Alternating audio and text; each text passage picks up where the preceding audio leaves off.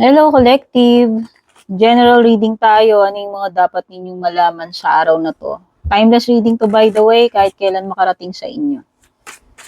No expiry. Nahugot natin, Four of Swords reversed.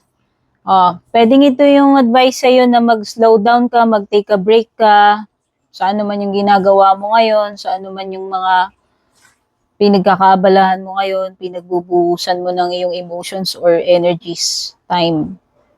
Sa relationship, ang sign neto, pwedeng time out muna, cool off muna, time apart muna, distansya muna. Bigyan mo muna ng break yung sarili mo sa lahat ng aspeto, whether sa personal, sa stress, sa career mo, sa love life mo. Okay? Vacation, taking a leave, taking a break. Pagka-advice, another advice, pag-isipan mo muna mabuti. Pagmuni-munihan mo. Okay? Mga signs na meron dito, Gemini, Libra, Aquarius.